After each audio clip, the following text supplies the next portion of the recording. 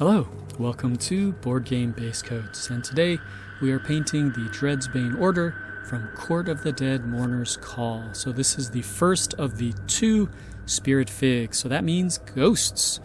And so as far as priming went, I just went with pure white. I'm always nervous about over priming, so you can still kind of see the plastic there, but that's fine.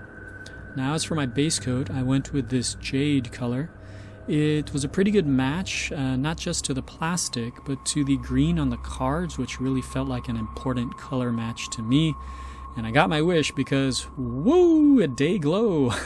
My camera is already freaking out, but that's fine. Now, I really wanted to sell a Xenothel Highlight, so what I did was I dumped my green paint back out, and I added white to it, and I kept repeating this process. Shooting from progressively steeper angles to get this Xenothel Highlight.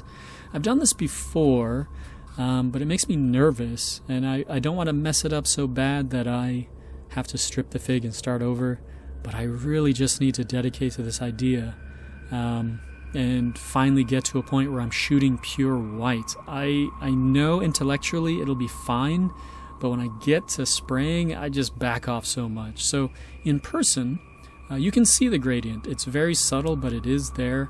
On camera, whoa, it's just making my camera freak out. So not really from there, but from the bottom, yeah, you can kind of see it. And that's fine. I'll show you my board here, that gradient. Anyway, moving on. There's this smoke stuff coming off of the fig, and I thought, you know, how can I do this? But no, I just went with pure white, keep it simple. And I used this white not just on the smoke, but on the shroud, to give it a nice base for the color that I wanted to go with. But before tackling the shroud, I wanted to get the weapon, this being the only really solid component besides the shroud. Now, they're ghosts. They can kill you by touching you. So I wanted to go with a nice ornamental, ceremonial color. And besides, this bronze complements that jade very nicely. All right. So now, the shroud. Alright, so I went with this demonic yellow, and if you've been watching the series, you've probably figured out now what I'm going for as far as the capes and the shrouds go. And as I painted this on, ooh, made me nervous, and wow, my camera, my poor camera, it's just brighter and brighter and brighter. Oh well, dedicate.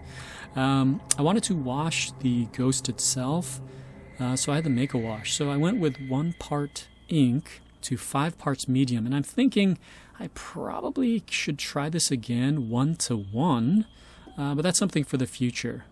It's fine as is.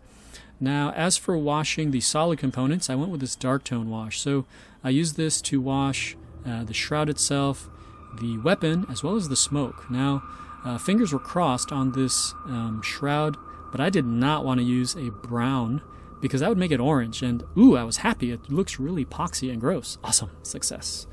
Last then is just to varnish the fig. So 1 part varnish to 1 part medium. Sprayed the fig with 3 coats because these are gaming pieces, and especially this game, it has these colored bases that you put on and take off and put on. It really had to be protected.